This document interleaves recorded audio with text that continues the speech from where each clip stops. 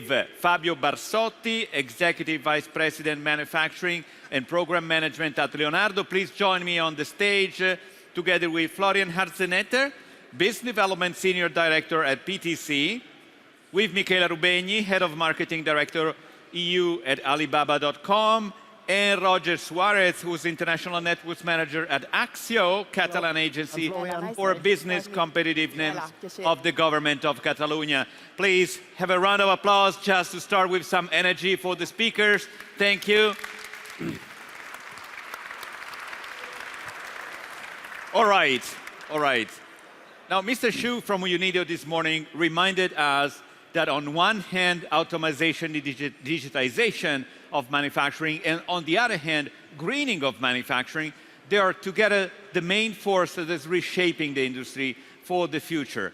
Now, let me start with you, Suarez, because we know that also public agencies and governments do play a role in this, in accelerating, in supporting companies in this direction. And I would like you to share with us today your experience, what has been successful, what can be done better in the policies that you put in place to support companies in your region. Sure, thank you very much. Good morning, everyone, and thank you to the organizers for inviting us here. It's a pleasure to be here. I represent the Catalan government. We have a very close relationship with Lombardy, so we're very happy to be here and to share our thoughts with you. In terms of supporting industry, what we've done is we've set up the National Pact for Industry, which was presented 2 months ago, this September. And the main goals and targets of the actual plan, they coincide with what was mentioned before by the Lombardy president and Confindustria president as well. The challenges are the same. We share many threads and challenges with Lombardy.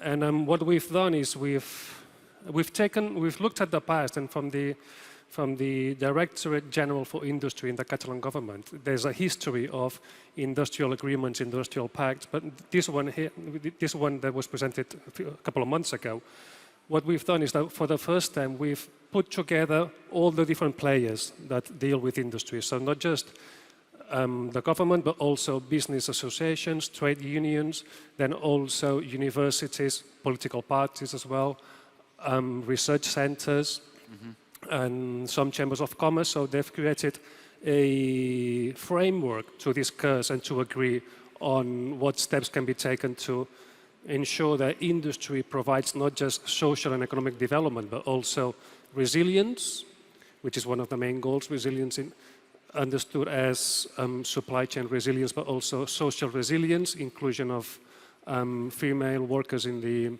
industry as well, all the health and safety issues.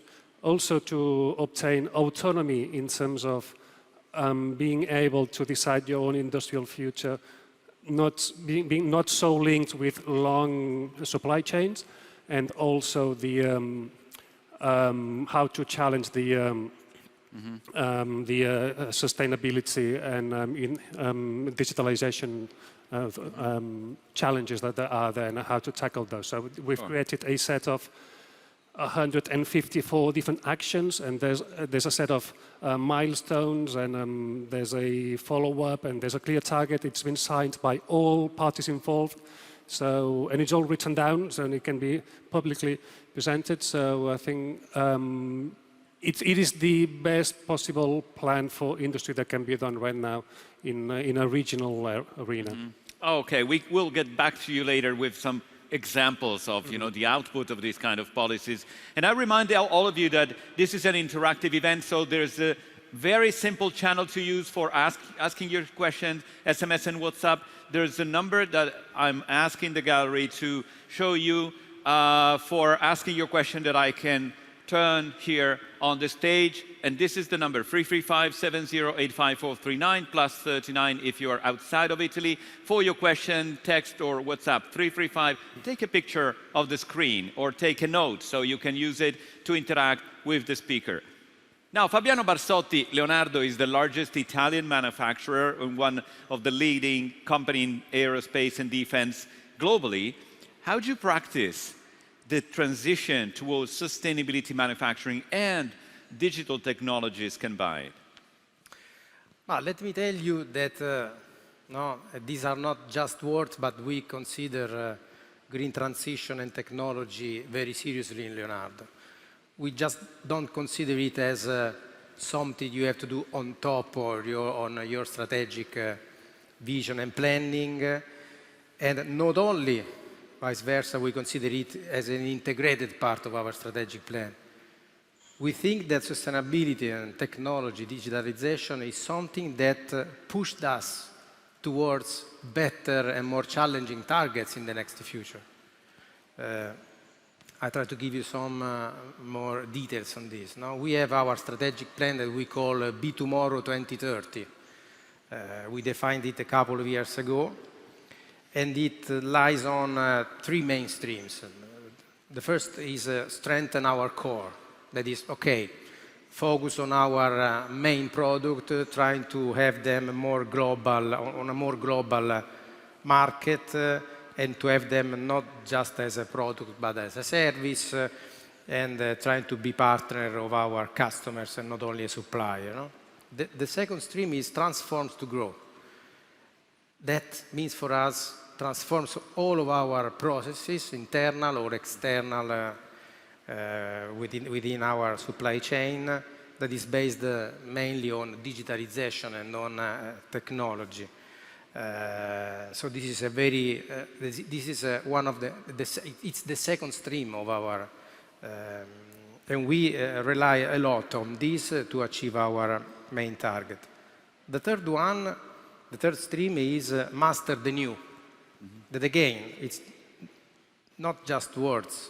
When we say master the new, it means that we want to be the benchmark on all of the main innovation technology, of course, related with our business. By saying it's not just words, but facts, is demonstrated by the fact that a couple of years ago we started in creating what we call Leonardo Labs. So today we have 11 Leonardo Labs, dealing with 11 different innovative technology that might be related with our business. Doing research and development. So they make research, try to develop one way. On the other way, our division, our companies rely on them to solve some issue and to give help on expanding their knowledge on this kind of technology. We have created 4 more joint labs with other companies, for example, on the study of new materials, on robotics, on space robotics and industrial robotics, for example. This is relevant because even large companies do need to have an open approach to research and innovation. So you do have partnership with external companies. Of course. And I'm not mentioning the relation we have with the university or that are plenty. It would take 1 hour to mention all of them, and I think no, it could be boring for the people listen to me. But just to mention on top of this that we also have 8 technological research areas. And one of these, for example, is digital twin and advanced simulation. So we have a stream just thinking and making research on this, where all of the divisions, all of the engineering making products, but also us as manufacturing, can go and ask for help and understand what the technology outside of our company is bringing and so on. So when we say that technology is something that will boost our business, it's because of this. It's true. Sustainability is the same. We don't think that it has to be done. We think that we will help us in improving our target, in improving the, our product. And just to give you some hints of how important it is, we go to our stakeholders no more with just our economical results, but we have an integrated report also talking about all of the elements of sustainability, and so specifically on... And you're a listed company, so it's useful to remind that in the investor relation, it matters always the more and more. You know, the way you present and you do things in a very credible way, which is another point. Exactly. And we show that we are year on year challenging more higher target on this. But because we strongly believe that this will give a competitive advantage compared to our competitors. Yeah, I want to have more from you on the Leonardo production system, which I think is pretty unique. But before, I'm going to ask to Florian Harzenetter. Welcome. First of all, what do you do at PTC exactly? So as PTC, we are a software supplier to companies like yours, for example, of your kind, to be precise. We help our customers to develop a digital infrastructure, which we have been hearing before. And basically, we see with all of our customers, they have a very strong focus to transform into, let's say, a greener and more agile company. So what we help them is to build basically out a digital thread throughout their organization to help help their transformation with, let's say, data transparency and traceability throughout their companies. Yeah. So where we start with typically that's where we come from, is engineering. So 80% of the carbon footprint, for example, but 80% of all other, let's say, dimensions of the product, like resilience of the supply chain and other important topics we have been seeing before, they are really fixed during the engineering, because the engineers decide which components are being used from which supplier, how they are going to be assembled, how their own production processes are going to be. So 80% roughly is set there, and then there's 20% optimization you can put on top of that during the later phases. And for that you need, of course, transparency in your manufacturing. What is the energy consumption? What is error rates? What is quality problems in production? And then we follow that up into service. So how is the product behaving during real life? How is the wear and tear? What are the problems that are occurring there? And then in a circular transformation where many companies are in, you basically need to bring that information back in to reuse then all the components of the product. Yeah, that's really interesting, because we heard from Professor Taish, I think it was recommendation number 4 of the Decalogue of the repo this morning, design products for an agile redesign of supply chain, which I think can be also useful from a sustainability point of view, because it all starts with how you design the product. What's your experience in this? So the problem is designers think in terms of, let's say, technical conditions that are in the product. And they don't have a lot of information on what effect does a design decision have towards my supply chain. Is it difficult if I choose this supplier because there might be political risks? Is it difficult because there are long supply chains? Is it maybe difficult because it's a product that has a lot of carbon footprint or contains, let's say, hazardous materials and so on?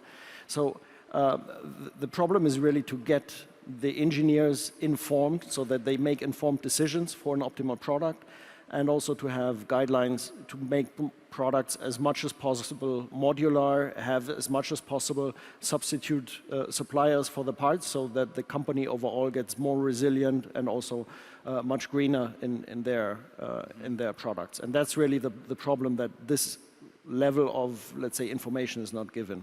Yeah, it's absolutely crucial, because in the design also of production, it's, you know, a lot of the impact of these products. You can maybe have the ambition to correct the impact, to try to recycle after they're done, but if the design do not include some of this, there's a limited opportunity to do that. What do you think of that?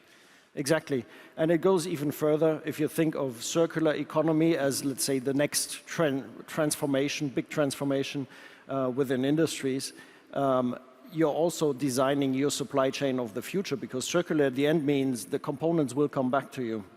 And the components that come back should be, in a circular model, the supply chain, part of the supplies you get in future. So that is let's say, a whole very big transition, I think, that is in front of us as a supplier of technologies, and in front of our customers as using that. Yeah. Michela Rubegni, we all know Alibaba, but what's the place of Alibaba.com inside your group? Yes. So first of all, good morning, everyone.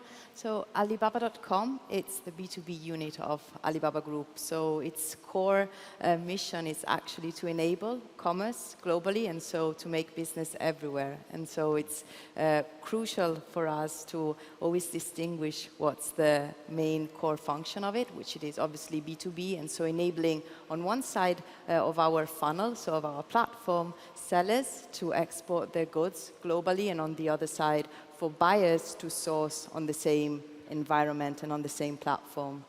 So what do you think is your role also in enabling digitization of companies and especially SMEs? Yes, so I was particularly impressed and the attention was definitely on how many times we repeated about digitization, right? It was one of the key topics and one of the key takeaways on how small and medium businesses really need to start leveraging as much as possible digital skills to make sure that they can have an impact on overall supply chain, let's say, easiness of the current barriers that we have on one side. And at the same time, how does this translate into what we do every day? So what we do every day is actually we try to bring our sellers and our buyers, let's say, per hand on a digitization actual course. What does it mean? It means that the majority of the audience, so both Italian small and medium businesses, but also German or Spanish, they don't have, obviously, the level of digitization that we would have expected them to have. And so it means that, first of all, we need to support them and enable them, not only with the tools, because you cannot just give the tool to someone and expect them to just make it function on their own, right? So we first have a training and a real overall let's say, support of these companies. And then as a second step, we enable them with one-stop solution. So this one-stop solution, it's basically having all in one place the overall supply chain steps, which means that on one side you could have your procurement being handled thanks to data which are at the back end of the overall platform, and at the same time with the overall tools and analytics which our platform holds, you can also forecast and make sure that you can have a correct overview of how the overall process is going. So it's not only, let's say, digitizing small and medium businesses, but also supporting them in this process, which is, I would say, what for us it's the most, at the end of the day, replenishing process of it. Well, Roger Suarez, we heard from large manufacturer, engineering specialist, and also enabler of digitization. Let me get back to your method, because you told that you tried to put together different parts, and that's exactly how the 4.0 standard were born in Europe, in Germany, in 2011. That was kind of a method. In Italy, we had some example of political industry measure like Italy 4.0 since 2016, with incentive to invest into digitization, and then we added also invest into education, into human capital. Buying a machine is not enough. We know that. We know the right skills to do that. Can you mention some examples, successful example of the way you put together, you know, in industries, with unions, with municipalities, academia, that brought to some results that can be interesting also for us to understand? Sure, yeah, definitely.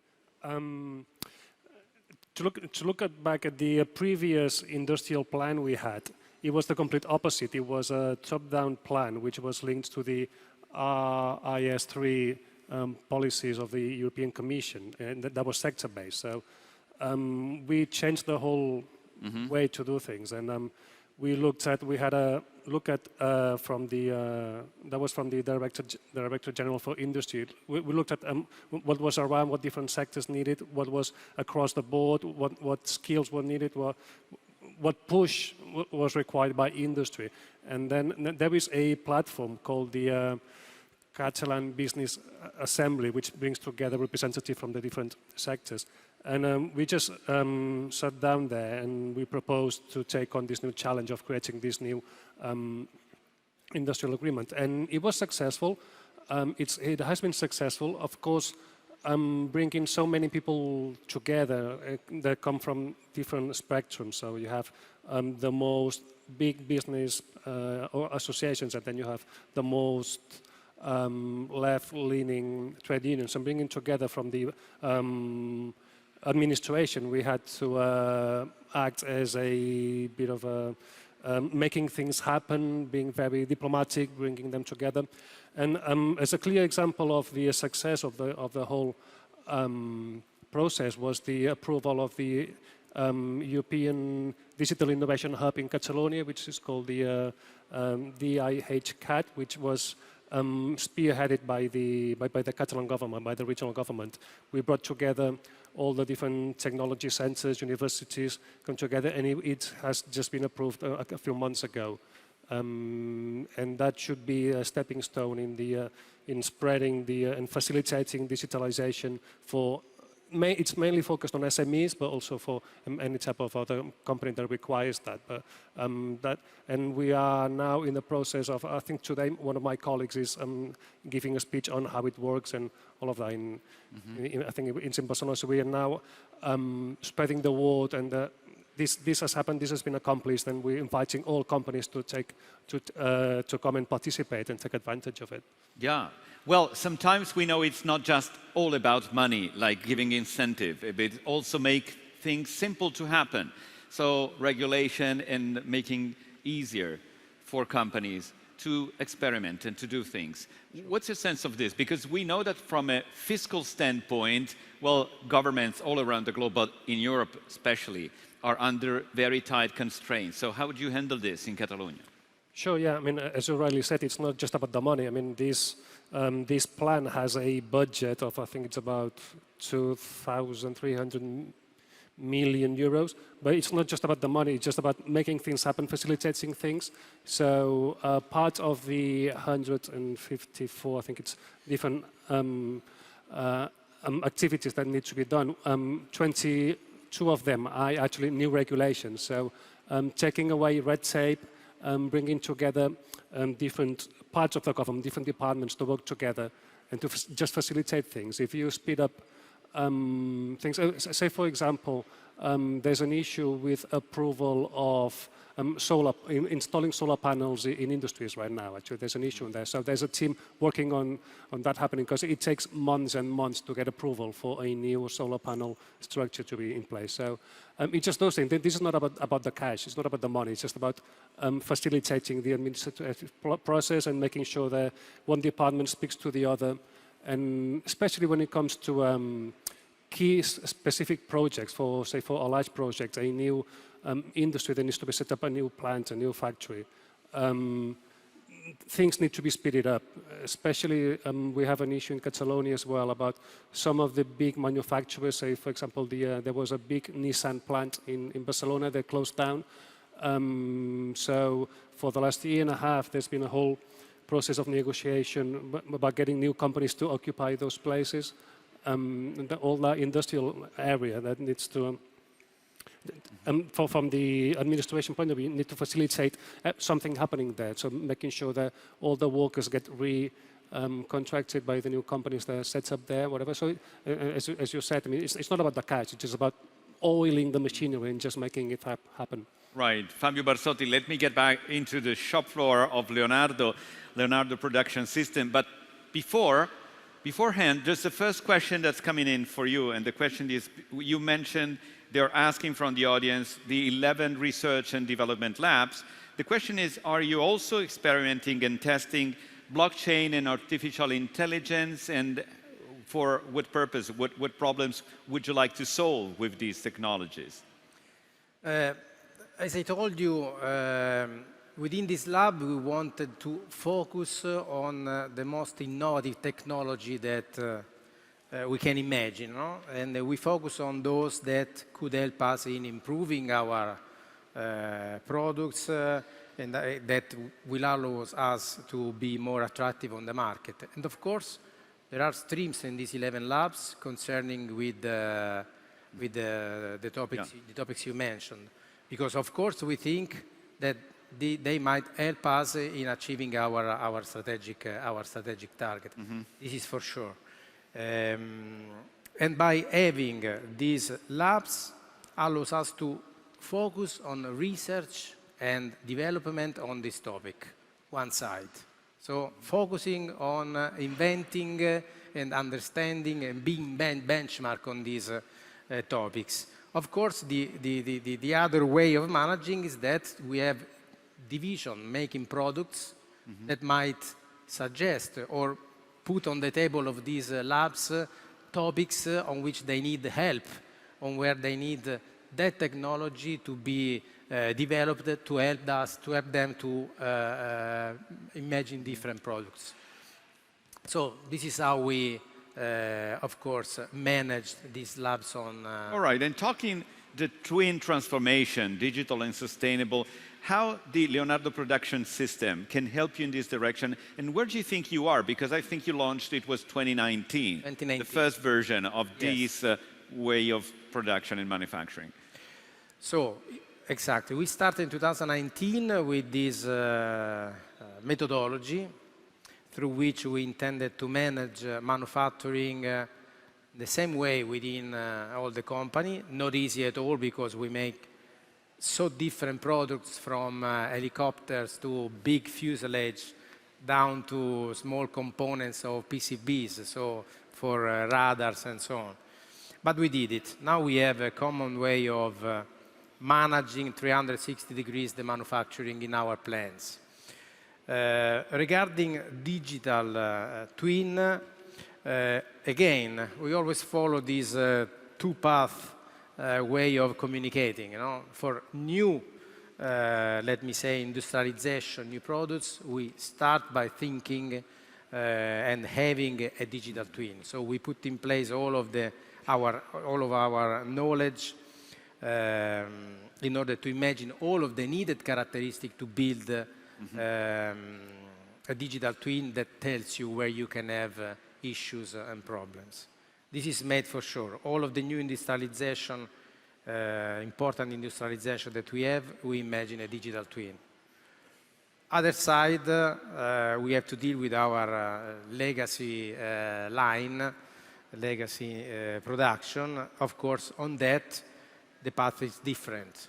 We strongly believe that on the current asset we have to continuously improve, as also comes out from one of the suggestions. Yeah, that was one of the recommendations. Yes. And we stressed a lot on that thing. Continuously improve. From a technological point of view, you can have some technological jump, but then you have to continuously improve. And this is what we make on every kind of manufacturing aspects, from safety to maintenance to logistics and quality. We imagine to improve, and the help of digitalization helps us a lot. On this, I want to give a hint of our strategy. We don't want to die of proof of concept or pilot example of digitalization. What we are trying to do, and what we are actually doing, is to have this methodology applied in all of our plants, and we want to have technology helps us in this path. That is a maturity growing path from today up to the excellence that has no limits. And along this path, we imagine to introduce at the right level of maturity the right technology. And this will be done wherever. So with this approach, we think we can guarantee the scalability of our digitalization process, not just using technology in one point and then having just the small advantage on them. The same happens for sustainability, if I may go also on that topic. Again, of course, many departments work on introducing new technologies, of course. But on the other hand, let me say an example. You can have LED technologies for lighting, but then if you don't have someone that switch off the lights, you anyway have some loss, some waste. So we work on the plants, on the current assets to change the mind of our people, that are the ones managing the assets and the relevant environmental and energetic impact. This is where the LPS, the Leonardo Production System, focus, on top of introducing new technology helping us in achieving our challenging target. This is actually what we are doing. Yeah, absolutely. And this reinforced the idea that digital and sustainability transformation are not just a highlight for a nice meeting like this, but it's what companies have to face if they don't want to fail. And Mr. Xu this morning reminded us that if you do not invest in this direction, this is not an option. You won't catch up because the market is moving so rapidly. And the combination of the two is also a really powerful leverage to reduce costs. We heard this morning about lean management, and we know how much energy on one hand, raw materials on the other hand, management is more and more relevant for companies. How your customers, Harzenetter, are reacting to this? What their feedback is? So we see different patterns. So of course, you don't want to only have all the new stuff on your new lines and new products. You also need to find ways how your established products you make the most money with, how you can basically optimize them. And that on the one hand goes into the shop floor, so understanding, getting the connectivity to the machines and retrieving data out of machines where you haven't had the capability before. It also goes in towards methodology. So we call it digital performance management, so that you basically have a rigor, a methodology in your organization to basically apply lean principles, but supported by digital capabilities to be even faster to optimize your production. The other thing is creating IT infrastructures. We see a big change in our customer base on creating IT infrastructures.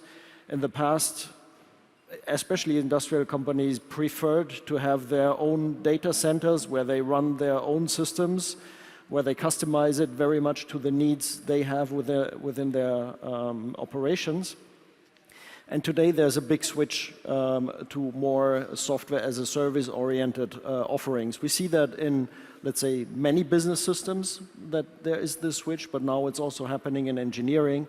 And software as a service has a huge advantage because in the past, infrastructure people were tied to basically run and update servers, to update systems, and that's a lot of energy and frankly skills that is used for something where typically an industrial company is not good at because they don't have the scale for running IT systems. There are other companies which have much more scale, like Microsoft, for example, or other big vendors, and basically those companies buy SaaS technologies. They don't have to run anything anymore. They don't have to update it. They need to get rid of customizations, which is not an easy path to get there.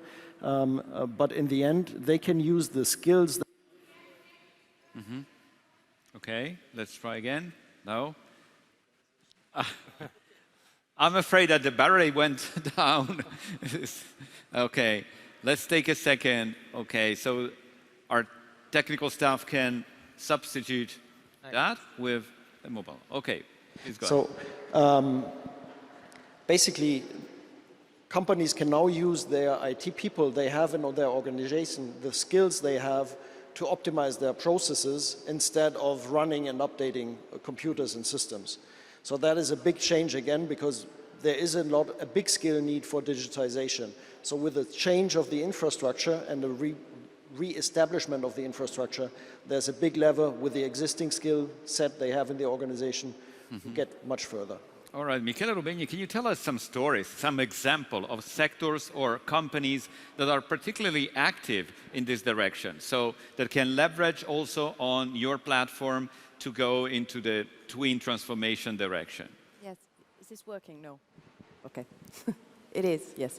So I think that what it's very mirroring of our platform is definitely the industries that are successful on it. So they go from textile to food and beverage to machinery. So all of these industries are actually also the mirror of the overall European economy. And so what we see today is that when it comes to exporting goods, these industries are the ones that definitely have the highest demand. So to give you also a couple of examples, so if we go from a small and medium business placed in Florence, in the small city of Florence, with musical equipment, so small components of musical equipment. So this small and medium business was capable of exporting pedals, actual pedals for the overall piano into markets like Vietnam. So what does this mean? That our platform is actually enabling small and medium businesses to export their goods into markets where probably they could have not found the right connection or the right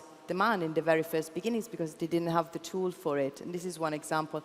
Another nice example, it's definitely from Delta Pharma, which is a female-led company, as it is another topic that was quite a buzzword today, and definitely it's important to remind. And so Delta Pharma, with its strong leadership, jumped into the opportunity of digitizing their overall exporting with our platform. And what does it mean? It means to actually have a concrete touch point into the overall exporting strategy, allowing them to export their goods in several markets which were not there for them to reach in the very first place. And we have got many, many other examples. And obviously, what we continue to see, it's a demand coming from markets where are out of the European Union, but also within the European Union. And this is definitely also mirroring the data that we were looking at before. That's very interesting, and when it comes to real-life examples, it's always impressive what's happening also with you guys. But Roger, talking about European Union, there's a question for you. What do you think about the role of Digital Europe program from the European Commission and the new network of European Digital Innovation Hub, which is quite fresh, and we're still trying to understand how to handle this? Sure, yeah. I just mentioned that the Catalonia Digital Innovation Hub has just been approved. We are at the very early stages still. I don't think we can actually take any conclusions of whether they've been successful or not yet, because it's very, very recent. I think there were 9 approved in Spain, and I'm not sure about I'm not sure about whether, I guess there's one in Lombardy. I'm not sure that there should be one. I've not looked into it, but I know in each member state of the EU, the whole process was different. In some cases, it was all decided by the central government. I know in Germany, for example, there was an issue of the central government decided where to put the different digital innovation hubs. In Spain, it was more decentralized. I'm not sure about Italy, I'm afraid. But the whole project, I think it comes from quite a way back. First, there were the support for digital innovation hubs. Now it's the seal of European Digital Innovation Hub, which is a step further. I think it's a very significant stepping stone for providing test beds mainly for SMEs, which it was mentioned before earlier this morning. SMEs are the core of European industry. You have the big players, but at the end of the day, the ones who make it happen are SMEs. And I know that here in Lombardy as well, in Catalonia, the whole industry is based on SMEs.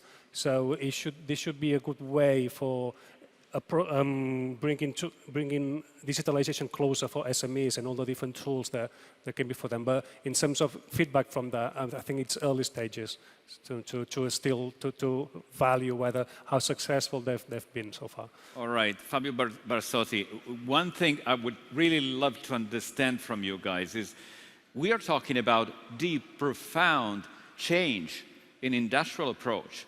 And so it's not just designing on paper nice schemes of working in a new way. It's getting the people on board of that. It's all about change management. It's all about corporate culture. How did you approach this? What was the key that worked, and which are the areas where it's still critical?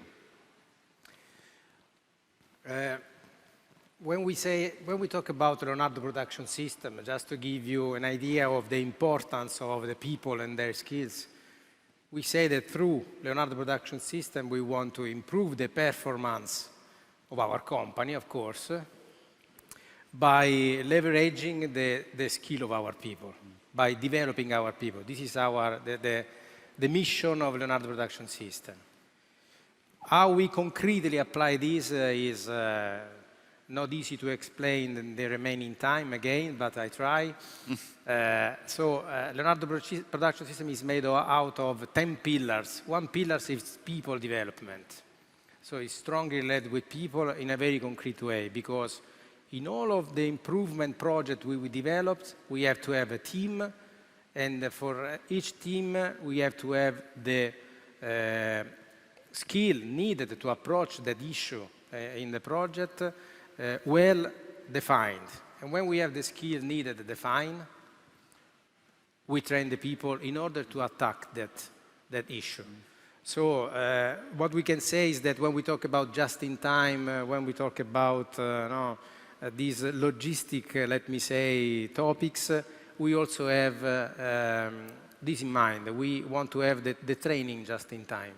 So to have people trained in order to attack the issue you have on that moment. By doing this, the competence of our people grow, and what we are seeing that the more they grow, the more deep in solving problem they go. And in some cases, we can see that they, by themselves, are reinventing their role. So the maintenance guy that just repaired the machine up to yesterday, today is the one who managed the tools that he contributed to digitalize the maintenance. So they are reinventing their job day by day. And for us, this is very important. It is the key to success of this kind of programs. All right, so Florian Harzenetter and Michele Rubegni, there's a question from one of the company in the audience and asking some of the recommendation of the decalogue of the WMF report involves a cultural change, especially for SMEs. What are your suggestions to help get over the challenges that often scares, especially medium companies, of moving in this direction? I think that's, in many cases, one of the biggest problems we have in projects, that people need to finally adopt and use our technology. Our technology is not worthwhile if nobody's using it. We spend a lot in our projects, we spend a lot of effort in creating the right vision and creating the management messaging within the company we are serving to make sure that all the people got exactly what you have been outlining, is to have a vision how the new way of working advances themselves. If they don't understand that, they will see the change as a threat to their job, in the worst case. And then you start losing the people, and then it's not working. So it's a very non-technical, very non-IT problem we have to solve. But without that, it won't work. It's a cultural problem. Michele Rubegni? Yes. I definitely agree with what Mr. Harzenetter mentioned. So having a vision, having a strategy, it's key to make sure that you can actually then deploy it.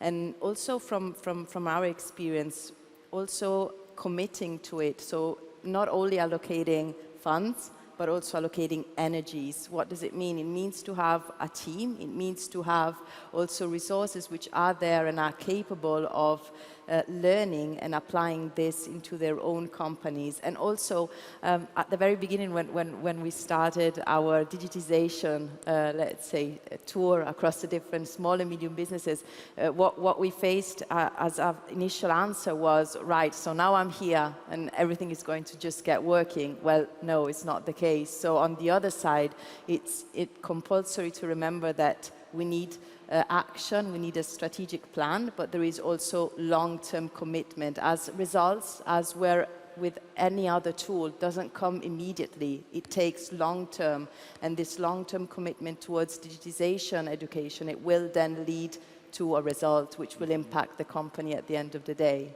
Well, Roger Suarez, we all know that the direction and the path towards the digital and sustainable transformation is not a direct line, a straight line.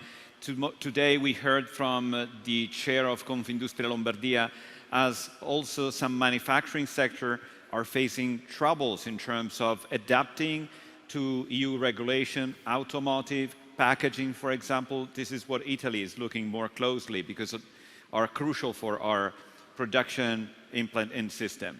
How would you approach, putting together and matching, these different tensions on the market as a policymaker, or putting some tools on the ground that can help face these challenges?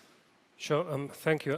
You mentioned automotive. We also have a big automotive sector in Catalonia. I mean, our problem, again, it's a problem, and again, it's an advantage, is that we do not have one top sector. We have many average, biggish sectors, shall we say. So not one sector is more than 15% of the GDP. So we have chemistry, we have automotive, we have agri-food,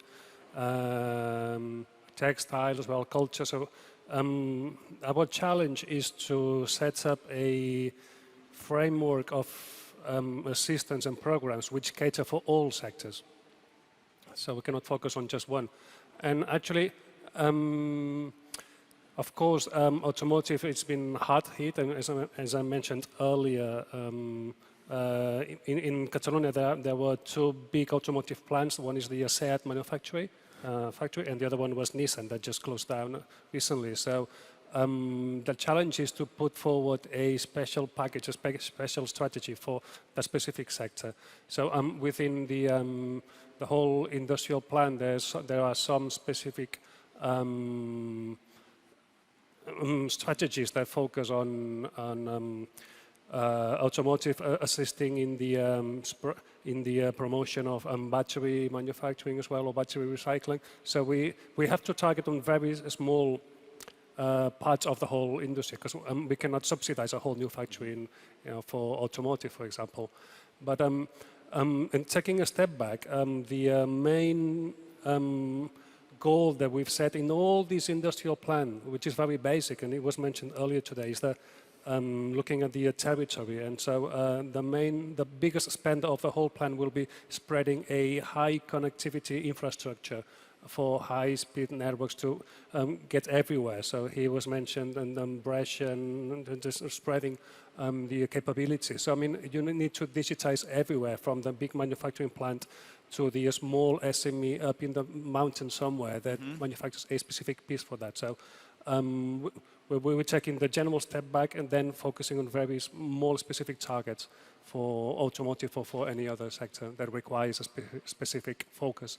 All right. Tomorrow at the World Manufacturing Forum, we're going to also discuss workforce and all the human capital topics. But it's really urgent, and so many of you are asking questions. I'd just like to anticipate one to you, Barsotti, because they're asking, and one of the people connected online internationally is asking, how does Leonardo deal with the the problem of demographics and the lack of young people that looks into manufacturing for their future? This is a very tough topic, because this is getting an issue. No? We are more and more requesting people with certain skill from the market, and we see that there is a lack of some of these resources. What we are planning to do is, of course, trying to be more and more attractive with our projects, and this is getting some results, to be honest. But also we are pushing a lot on working inside. So again, the labs, we now have 100 people working from STEM subjects working in the labs. We developed some academies where we train people from university on specific topics that we need, and in most cases we then hire them from this academy. We have some of them, and they are bringing huge results to us in order to cover the lack of skills or experience that we need to have to develop our business. So this is more or less how we are trying to develop and to cover this gap. Of course, we are working, I was telling before, with the university in order to not only have from them people coming out from university, but we are trying to collaborate with university in pushing and tell them what we need. So in order to change their programs, in order to have in a few years people matching our needs. This is another important topic where we are working a lot. And as a big company,